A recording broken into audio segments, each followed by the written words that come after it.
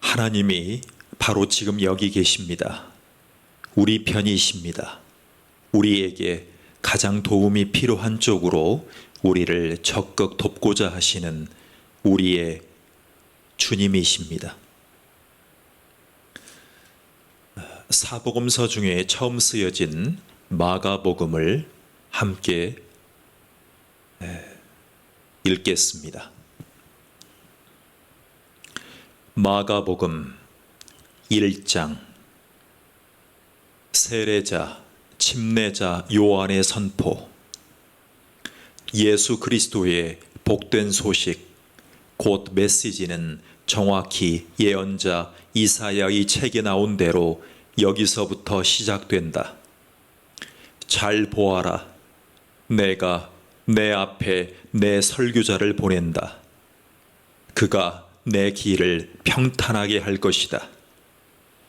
광야에서 외치는 소리여, 하나님 오심을 준비하여라. 길을 평탄하고 곧게 하여라. 세례자, 침례자 요한이 광야에 나타나서 삶을 고쳐 죄 용서를 받는 세례 침례를 선포했다. 유대와 예루살렘으로부터 사람들이 떼를 지어 그에게 와서 죄를 고백하고 요단강에서 그에게 세례 침례를 받고 삶을 고치기로 결단했다. 요한은 낙타털로 된 옷을 입고 허리에 가죽띠를 둘렀다. 그리고 메뚜기와 야생꿀을 먹었다. 요한은 이렇게 전했다. 진짜는 이제부터다. 이 드라마의 주인공은 너희의 삶을 바꾸어 놓으실 것이다. 그분께 비하면 나는 잔심부름꾼에 지나지 않는다. 나는 너희의 옛 삶을 바꾸어 천국의 삶을 준비시키려고 이 강에서 세례 침례를 주고 있다. 그러나 그분의 세례, 침례, 성령의 거룩한 세례 침례는 너희를 완전히 바꾸어 놓을 것이다. 그때 예수께서 갈릴리 나사렛에서 오셔서 요단강에서 요한에게 세례 침례를 받으셨다. 물에서 올라오시는 순간 예수께서는 하늘이 열리고 하나님의 영이 비둘기같이 그분 위에 내려오는 것을 보셨다. 성령과 더불어 한 음성이 들려왔다. 너는 내가 사랑으로 선택하고 구별한 내 아들, 내 삶의 전부다. 하나님 나라가 여기 있다. 동일한 성령께서 즉시 예수를 광야로 몰아내셨다. 예수께서는 광야에서 40일을 밤낮으로 사탄에게 시험을 받으셨다. 들짐승들이 그분과 함께 있었고 천사들이 그분을 도왔다. 요한이 체포된 뒤에 예수께서 갈릴리에 가셔서 하나님의 메시지를 전파하셨다. 때가 다 되었다. 하나님 나라가 여기 있다. 너희 삶을 고치고 메시지를 믿어라.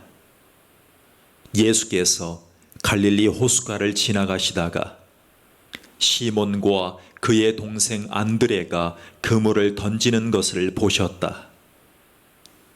고기잡이는 그들의 평소 직업이었다. 예수께서 그들에게 말씀하셨다. 나와 함께 가자. 내가 너희를 새로운 어부가 되게 하겠다. 잉어와 가물치 대신에 사람을 낚는 법을 가르쳐 주겠다. 그들은 아무것도 묻지 않고 그물을 놓아두고 그분을 따라갔다.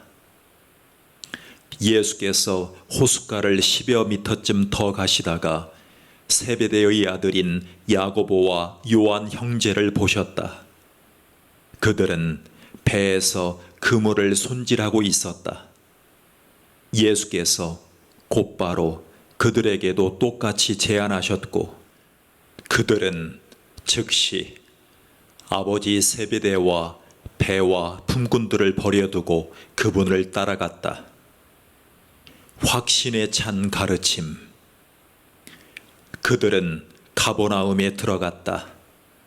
안식일이 돌아오자 예수께서 지체하지 않고 회당으로 가셨다.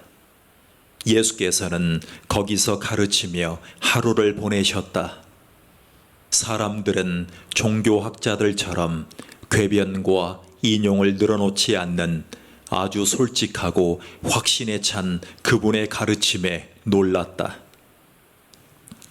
예수께서 아직 회당에 있는데 정신이 이상한 사람이 난데없이 끼어들어 소리를 질렀다. 나사렛 사람 예수여, 무슨 일로 우리한테 왔습니까? 나는 당신이 무슨 일을 하려는지 압니다. 당신은 하나님의 거룩한 분이시며 우리를 멸하러 왔습니다. 예수께서 그의 입을 막으셨다. 조용히 하고 그에게서 나오너라. 괴롭히던 귀신이 그 사람에게 경련을 일으키고는 큰 소리로 대들면서 나갔다. 거기 있던 사람들 모두가 믿기지 않는다는 듯 신기해하며 웅성거렸다. 이게 어찌 된 일인가? 이 사람이 더러운 귀신들의 입을 막고 내쫓다니, 말한 대로 이루어지는 새로운 가르침인가? 이 소식이 빠르게 퍼져서 온 갈릴리에 알려졌다. 회당에서 나온 그들은 야고보와 요한과 함께 곧바로 시몬과 안드레의 집으로 갔다. 시몬의 장모가 몸져 누워 있었는데 열이 불덩이 같았다. 그들이 예수께 알렸다. 예수께서 그녀에게 가서 손을 잡아 일으키셨다. 그러자 열이 곧 떨어졌고 그녀는 일행의 저녁을 준비했다. 그날 저녁 해가 저물자 사람들이 병자와 귀신 들려 괴로워하는 사람들을 예수께 데려와서 온 동네가 문전성시를 이루었다. 예수께서 그들의 병든 몸과 고통당하는 심령을 고쳐주셨다. 귀신들이 그분의 참 정체를 알았으므로 예수께서는 그들이 한마디도 하지 못하게 하셨다. 나병 환자를 깨끗하게 하시다. 날이 밝기 한참 전에 예수께서 일어나셔서 한적한 곳으로 기도하러 가셨다. 시몬과 그 일행이 그분을 찾으러 갔다. 예수를 만나자 그들이 말했다. 사람들이 다 주님을 찾고 있습니다. 예수께서 말씀하셨다. 다른 마을로 가자. 내가 거기서도 전도해야 하겠다. 나는 이 일을 하러 왔다. 예수께서는 갈릴리 온 회당을 다니시며 전도하고 귀신을 쫓아내셨다. 한 나병 환자가 그분께 와서 무릎을 꿇고 간청했다. 원하시면 저를 깨끗하게 하실 수 있습니다. 못내 측은한 마음이 든 예수께서 손을 내밀어 그에게 대며 말씀하셨다. 내가 원한다. 깨끗하게 되어라. 그러자 그 즉시 나병이 깨끗이 사라졌고 그의 살갗은 보드랍고 온전해졌다. 예수께서 그를 보내시며 엄히 명하셨다. 누구에게도 아무 말 하지 마라. 깨끗하게 되었으니 모세가 정한 예물을 가지고 제사장에게 가서 내 몸을 보여라. 그러면 내가 낳은 것이 사람들에게 입증될 것이다. 그러나 그 사람은 모퉁이를 돌아서자마자 만나는 사람마다 그 일을 이야기하여 온 동네에 소문을 퍼뜨렸다. 그래서 예수께서 더 이상 시내에 자유로이 드나들지 못하고 외딴 곳에 머무셨다. 그러나 사람들은 온 사방에서 그분을 찾아왔다. 마가복음 2장. 중풍병자를 고치시다. 며칠 후에 예수께서 가버나움에 돌아오시자 그분이 집에 계신다는 소문이 퍼졌다. 무리가 문 앞을 꽉 메워서 아무도 드나들 수 없었다. 예수께서는 말씀을 가르치고 계셨다. 사람들이 한 중풍병자를 4사람에게 들려서 예수께 데려왔다. 사람이 많아서 안으로 들어갈 수 없게 되자 그들은 지붕을 뜯어내고 중풍병자를 들것에 달아내렸다. 그들의 담대한 믿음에 감동하신 예수께서 중풍병자에게 말씀하셨다. 아들아, 내가 내 죄를 용서한다. 거기 앉아있던 몇몇 종교학자들이 자기들끼리 수군거리며 말했다. 저렇게 말하면 안 되지. 저것은 신성모독이다. 오직 하나님만이 죄를 용서하실 수 있다. 예수께서 그들의 생각을 곧바로 아시고 말씀하셨다. 너희는 어찌 그리 의심이 많느냐? 너희는 어찌 그리 의심이 많으냐? 중풍병자에게 내가 내 죄를 용서한다고 말하는 것과 일어나 내 들것을 들고 걸어가라고 말하는 것 중에 어느 쪽이 더 쉽겠느냐? 내가 인자인 것과 내가 어느 쪽이든 행할 권한이 있다는 것을 분명히 보여주겠다. 그러고는 중풍병자를 바라보시며 이렇게 말씀하셨다.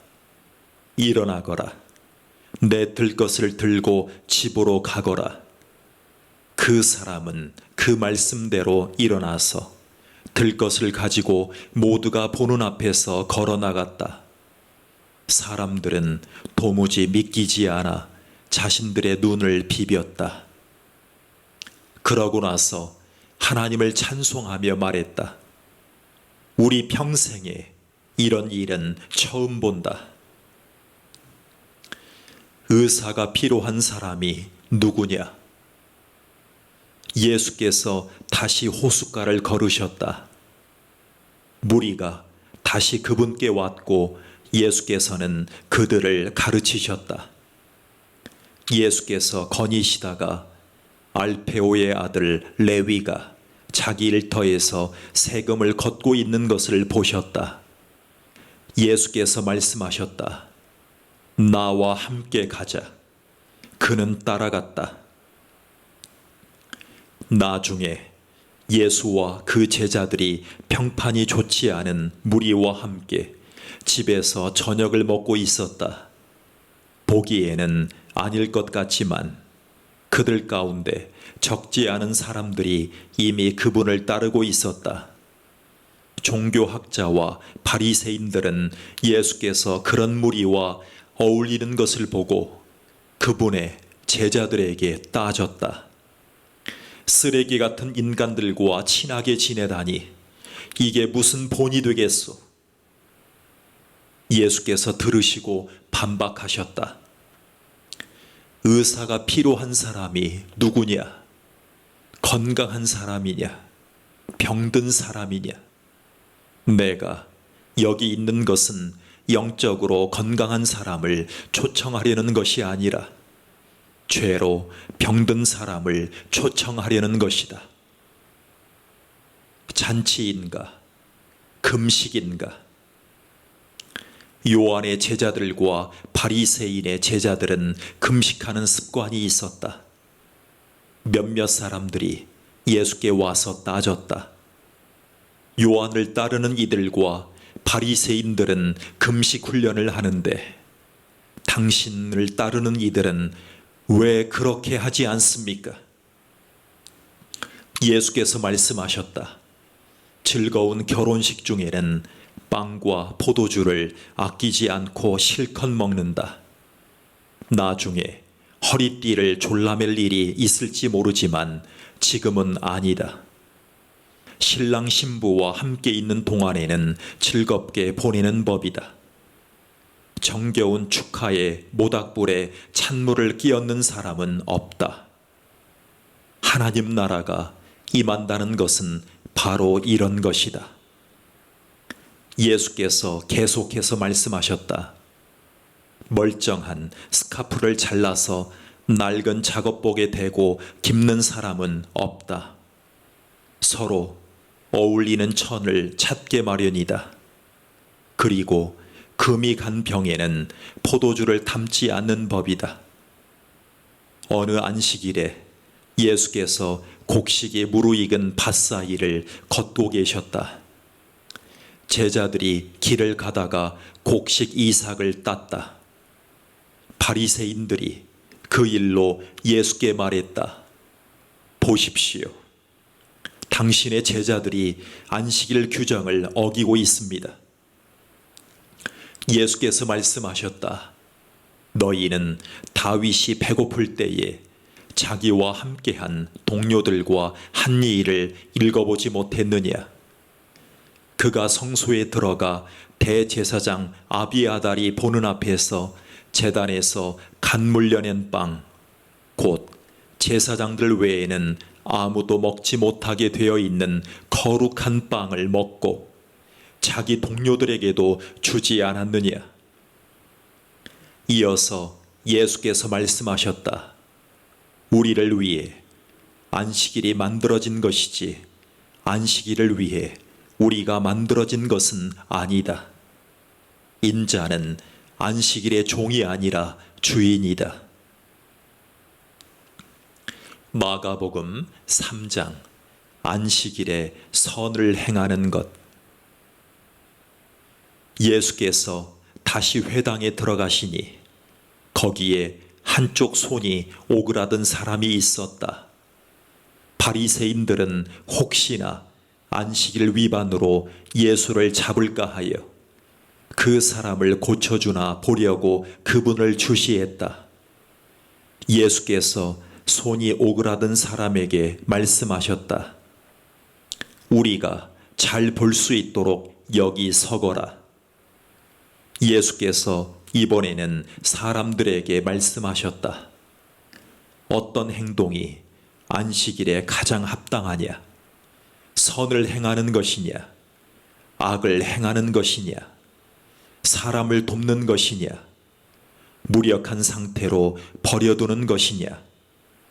아무도 말이 없었다.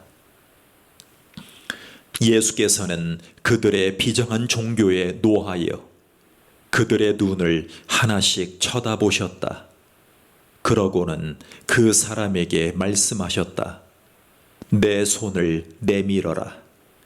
그가 손을 내밀자 그 손이 새 손과 같이 되었다. 바리새인들은 서둘러 그곳을 떠나가다가 빠져나가 어떻게 하면 헤롯의 당원들과 합세하여 그분을 파멸시킬 것인지 흥분하며 이야기했다. 12 사도. 예수께서 그곳을 피해 제자들과 함께 바닷가로 떠나가셨다. 그러나 갈릴리에서 큰 무리가 따라왔고 유대와 예루살렘과 이두메와 요단강 건너편과 두로와 시돈 근방에서도 큰 무리가 따라왔다. 그들은 말로만 전해 듣던 것을 직접 눈으로 보려고 왔다. 예수께서는 무리에게 밟히지 않도록 제자들에게 배를 준비하게 하셨다. 예수께서 지금까지 많은 사람들을 고쳐주셨으므로 온전치 못한 사람은 서로 밀고 당기며 그분께 다가가서 그분을 만지려고 했다. 악한 귀신들이 그분을 알아보고는 엎드려 부르짖었다. 당신은 하나님의 아들입니다. 그러나 예수께서는 그 말을 받아들이지 않으셨다. 그들의 입을 다물게 하여 자신의 정체를 사람들에게 알리지 못하게 막으셨다. 예수께서 산에 올라가셔서 자신이 원하는 사람들을 초청하셨다. 그들이 함께 올라갔다. 예수께서 12명을 정하시고 그들을 사도로 임명하셨다.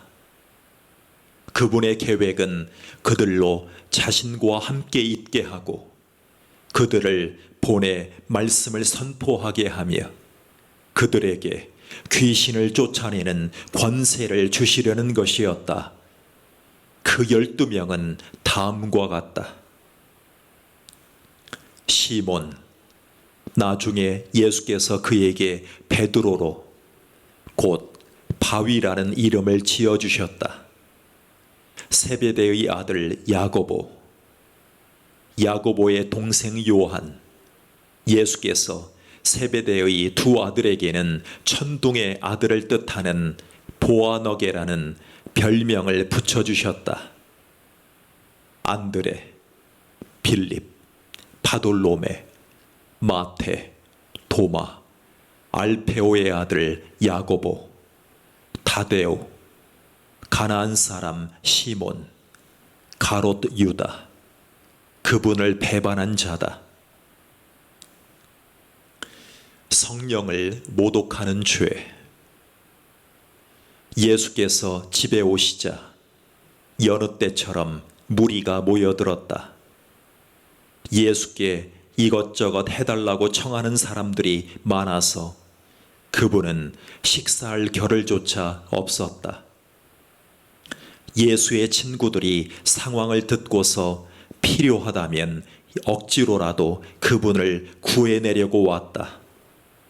그들은 그분이 제정신을 잃어가는 것은 아닌지 의심했다.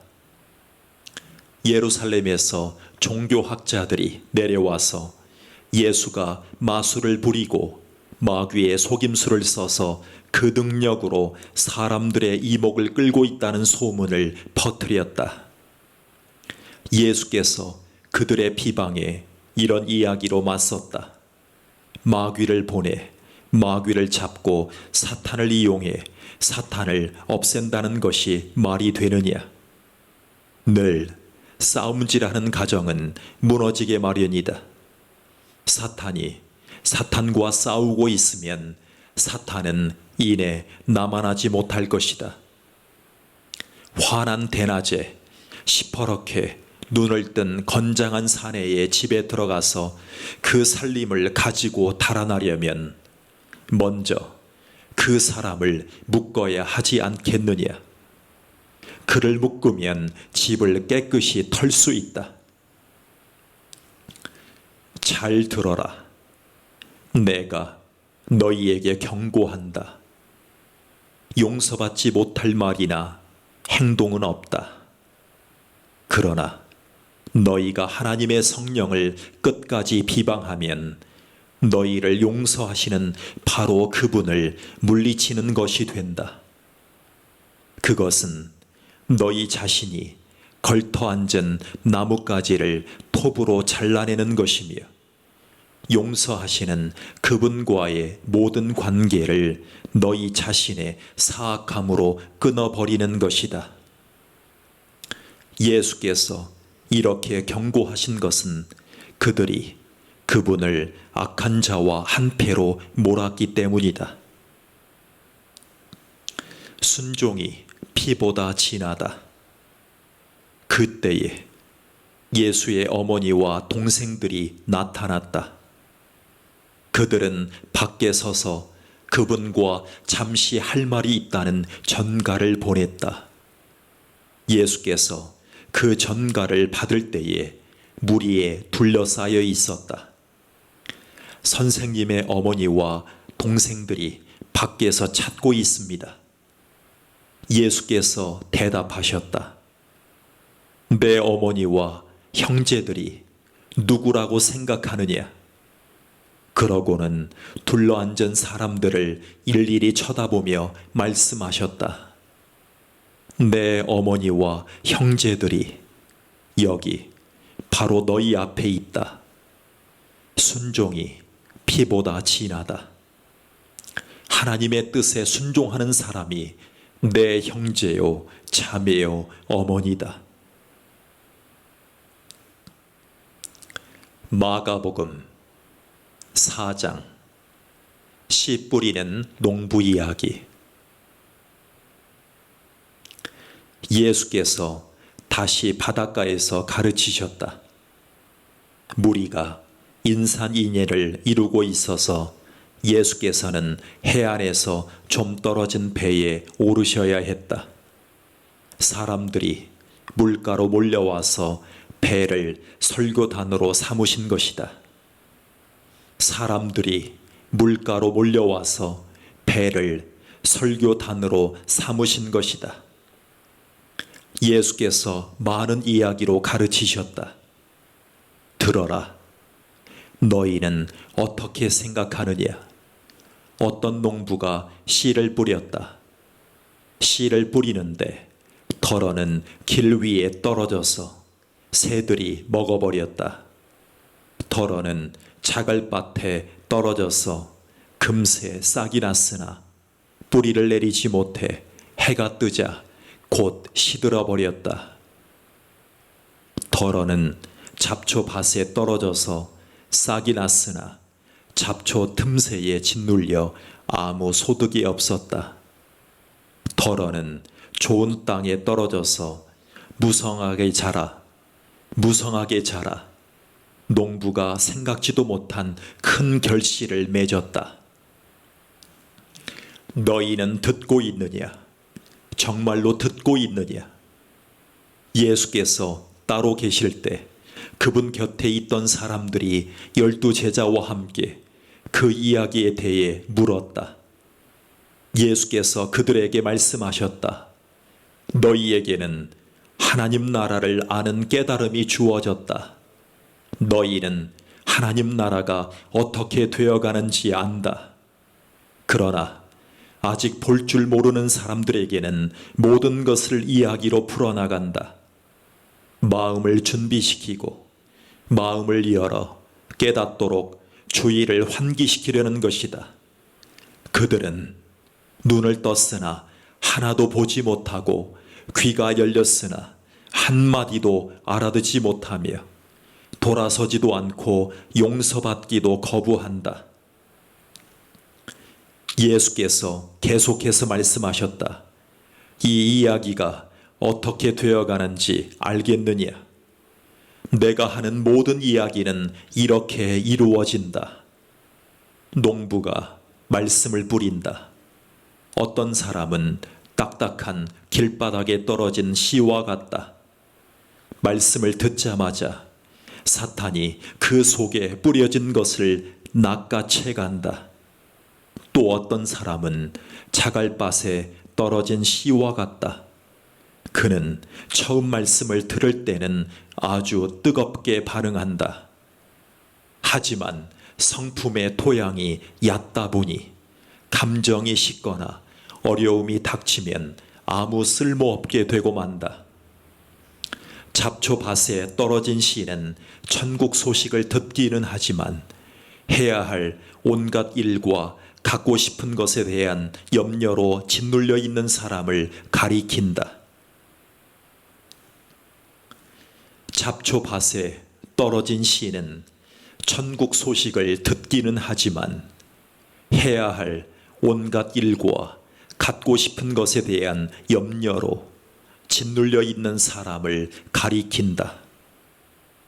스트레스에 숨이 막혀서 들은 것조차도 아무 소득이 없다. 그러나 좋은 땅에 뿌려진 씨는 말씀을 듣고 품어서 생각지도 못한 큰 결실을 맺는 사람을 가리킨다. 받는 것보다 주는 것이 더 낫다. 예수께서 계속해서 말씀하셨다. 집에 등잔을 가져와서 통속이나 침대 밑에 두는 사람이 있느냐? 탁자나 선반 위에 두지 않느냐? 우리는 비밀을 감추어 두지 않고 오히려 말할 것이다. 숨기지 않고 오히려 밝히 드러낼 것이다. 너희는 듣고 있느냐? 정말로 듣고 있느냐? 내가 하는 말을 잘 들어라. 세상에서 너희 힘으로 잘 될 수 있다는 약삭빠른 충고를 조심하여라. 받는 것보다 주는 것이 더 낫다. 베품은 베품을 낳는다. 인색하면 가난해진다. 많은 이야기로 말씀하시다. 예수께서 또 말씀하셨다. 하나님 나라는 어떤 사람이 밭에 씨를 뿌리고는 잊어버린 채 잠자리에 든 것과 같다. 씨는 싹이 터서 자라나는데 그는 어떻게 된 일인지 모른다. 그의 도움 없이 땅이 다 알아서 한다. 처음에는 푸른 줄기를 내고, 다음에는 꽃봉우리를 내고, 그 다음에는 익은 곡식이다. 곡식이 완전히 영글면 거둔다. 추수할 때가 된 것이다. 하나님 나라를 어떻게 묘사할 수 있을까? 어떤 이야기가 좋을까? 하나님 나라는 솔씨 하나와 같다.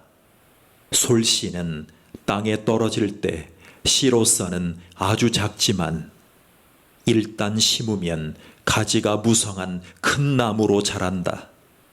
독수리들이 그 안에 둥지를 틀 정도다. 예수께서는 이처럼 많은 이야기로 메시지를 전해주시면서 그들의 경험과 성숙도에 맞게 이야기를 들려주셨다. 예수께서 이야기 없이는 말씀하지 않으셨다. 그리고 제자들과 따로 있을 때에 모든 것을 다시 설명해 주셨다. 혼란스러운 것을 정리하시고 얽힌 것은 풀어주셨다. 바람과 바다를 잠잠하게 하시다. 바람과 바다를 잠잠케 하시다. 그날 늦게 예수께서 제자들에게 말씀하셨다. 저편으로 건너가자.